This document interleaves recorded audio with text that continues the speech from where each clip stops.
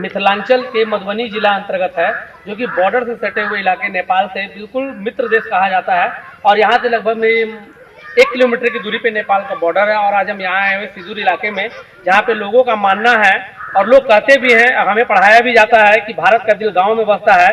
तो आज जानेंगे कि जो भारत का दिल गांव में बसता है, तो गांव का दिल जब धड़कता है और गांव की जो आवाज़ें हैं वो कहीं ना कहीं अभी भी दफन है, कहीं ना कहीं अभी भी इनको एक नई मुकाम चाहिए। और ये मिथिला के बेटे हैं, गरीब के बेटे हैं, और ये हाल ही फिलहाल में वायरल हुए हैं। तो इनसे हम जानकारी लेंगे और इनसे ये जानने की कोशिश करेंगे क्या इन्होंने गायन की जो शिक्षा है कहीं और से लिया है या माँ सरस्वती ने इन्हें खुद आशीष दिया है। सर, आपका बहुत बहुत स्वागत है हमारे चैनल में। धन्यवाद, प्रणाम।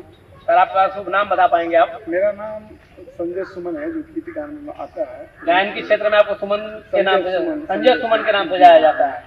और मेरा घरेलू नाम है सजीवन यादव। देख सकते हैं ये यदुवंशी परिवार से आते हैं सजीवन यादव जी, और गायन के क्षेत्र में इन्हें संजय सुमन के नाम से कहा जाता है, जाना जाता। लोग प्यार से इन्हें संजय सुमन कहते हैं। महाभारत में एक संजय थे जो कि दूर की चीजों को भांप लेते थे, देख लेते थे, और राजा महाराजा धृतराष्ट्र जी को पूरी कहानियां बताया करते थे।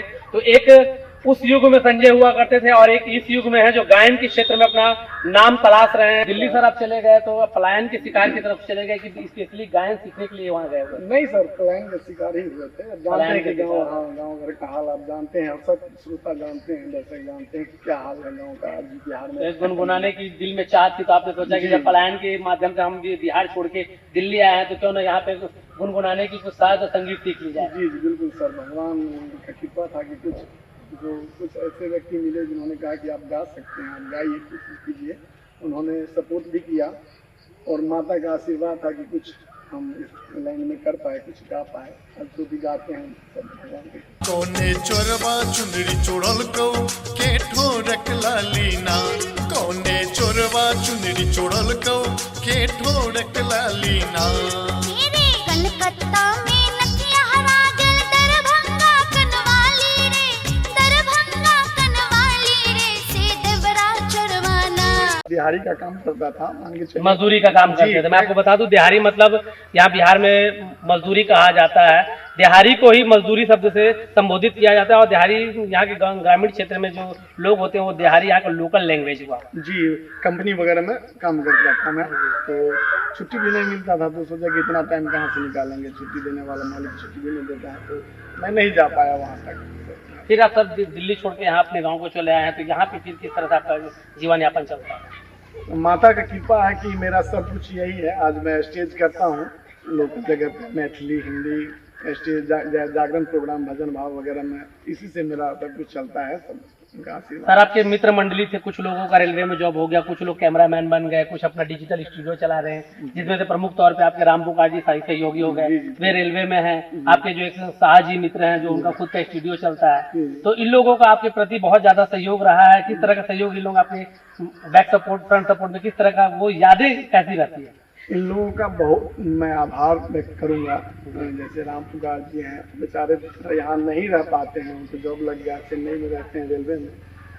उनका बहुत शौक है, शौक इतना है संगीत के प्रति कि पूछिए मत। उन्होंने जी जान लगा दिया मेरे ऊपर, बहुत कोशिश करते कि आप ऐसा कीजिए, इस तरह से कीजिए।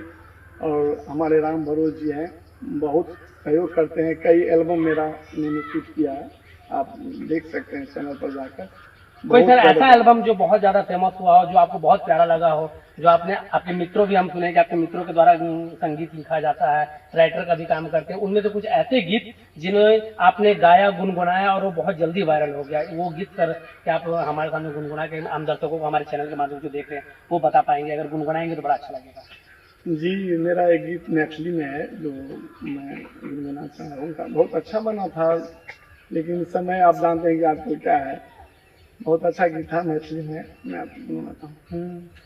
तोरा बिना गे रानी कहे कोना जियब हम, वो दिन मिलन के कोना दिल जानी बिसरब हम।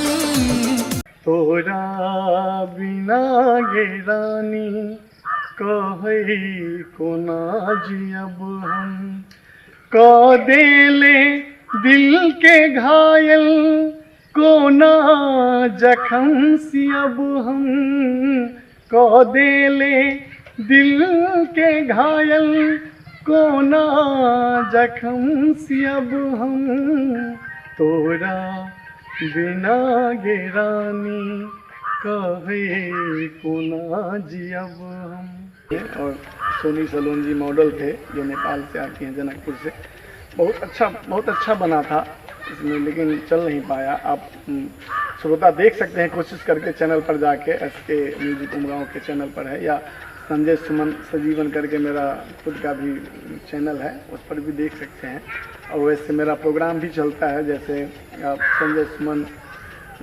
सर इसमें आपने गाया कि तो सर जब आप जाते हैं स्टेज पे, जो छोटे मोटे स्टेज पे जाते हैं, अभी सुनने में हमें आया है कि बड़ा बड़ा स्टेज को भी आपको ऑफर मिल रहा है, तो जब आप गाना गुनगुनाते हैं तो सैड सॉन्ग में, जब सैड सॉन्ग आप गाते हैं तब पब्लिकों का रुझान कैसा रहता है? जब रोमांटिक सॉन्ग गाते हैं जिसे झमकौवा सॉन्ग कहते हैं, या फिर ऑलराउंडर सॉन्ग गाते हैं, एवरग्रीन सॉन्ग, तो उन सब सारे सॉन्गों में किस तरफ से पब्लिकों का ज्यादा रुझान रहता है? देखिए, पब्लिकों की चॉइस का कोई गिनती नहीं है, ठीक है। किसी को सैड सॉन्ग पसंद है, बेचारे के दिल के मारे होते हैं, उनको सैड सॉन्ग पसंद आता है। और जो हमारे एवरग्रीन जो होता है सो होता है, जिनको सब दिन से आप जो गाना सुनते हैं, ओल्ड सॉन्ग वगैरह सुनते हैं, जो हर दिन आपको अच्छा लगता है। आपको बता दूं, मिथिला का ये बहुत ही लोकल लैंग्वेज है, हर जगह हर क्षेत्रीय भाषा का अपना एक महत्व होता है। तो मिथिला की एक बहुत ही अहम भूमिका रही है, और मिथिलांचल की लैंग्वेज को मिथिला पेंटिंग के नाम से भी जाना जाता है, मिथिला मधुरवाणी के नाम से जानी जाती है, और अभी प्रधानमंत्री जी ने इसे 8वीं सूची में भी शामिल किया है। तो ये मैथिली लैंग्वेज में आपको बहुत ही सुंदर से आपको बताया है कि गाना गा के कि ये हमारी मिथिला की लैंग्वेज है। अब इनसे कुछ जानेंगे कि कुछ ऐसी भाषा में आप बताएं जिसे हर लोग जानते हैं। हिंदी प्राय सभी हिंदी भाषा भाषी के लोग रहते हैं, तो हिंदी में कोई ऐसा सॉन्ग जो आपको बहुत ज्यादा पसंद आया हो और जिसे बहुत लोग भी बहुत पसंद करते हैं, इस तरह का कुछ गाना गुनगुनाएंगे? जी, मुझे याद आ रहा है, प्यारा सा गीत है महेंद्र कपूर जी का, मैं प्रयास करता हूँ। मेरा प्यार वो है कि मर कर भी तुझको जुदा अपनी बाहों से होने न देगा। मिली मुझको जन्नत तो जन्नत के बदले खुदा से मेरी जान तुम्हें मांग लेगा। मेरा प्यार वो है। देख सकते हैं, बहुत ही प्यारा और बहुत पुराना सॉन्ग है ये। सर मैं एक चीज अंतिम में कहूँगा कि अभी का जो दौर चल रहा है, वायरल होने के लिए लोग बहुत सारी चीजें अभद्र तरह के गाना गाते हैं, अश्लील गानों को ज्यादा तवज्जो देते हैं। तो आपको कभी रैपिंग सॉन्ग या फिर जो इस तरह की अश्लीलता भी चल रही है, भोजपुरी में बहुत ज्यादा अश्लीलता चल रही है, तो इस तरह के गाना आपको क्या पसंद है, या इस तरह के गाना आपने कभी गाने की कोशिश की?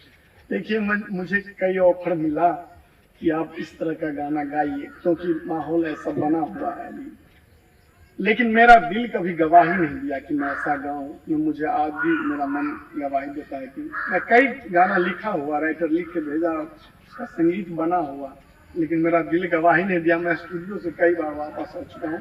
मैं उन गायकों के लिए सर आप क्या संदेश देना चाहेंगे जो इस तरह के गाना गाते हैं, जल्दी वायरल होते हैं और बरसात की तरह आते हैं और फिर चले जाते हैं और फिर दोबारा नजर ही नहीं आते मार्केट में?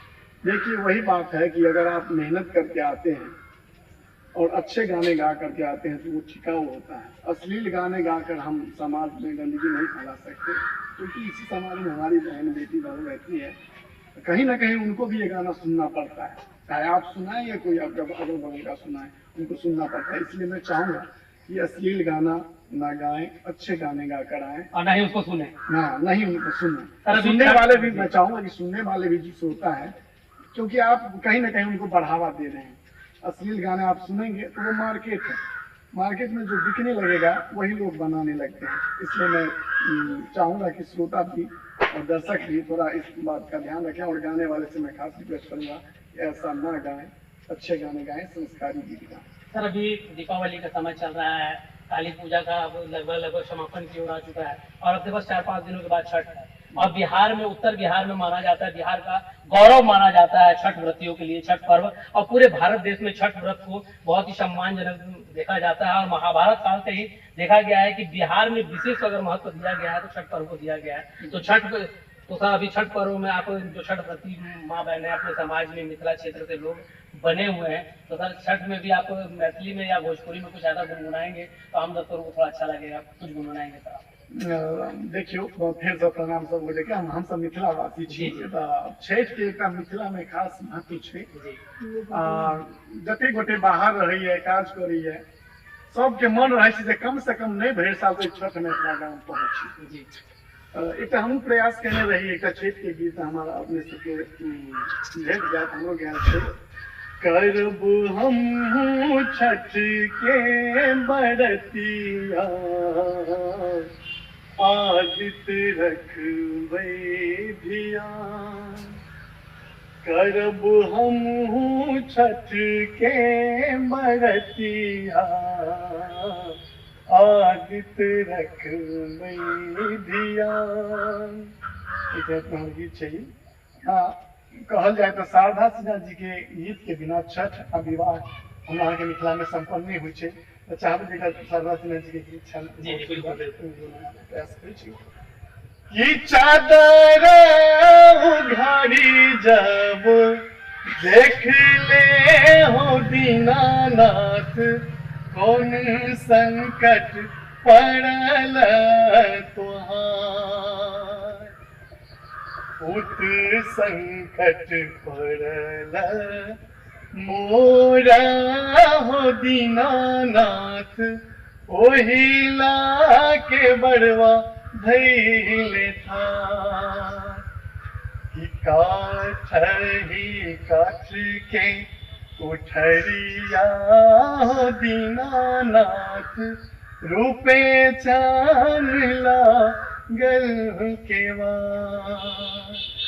ताही ऊपर चढ़ी सुतले हो दीनानाथ बाजिन के मरवा धैले था।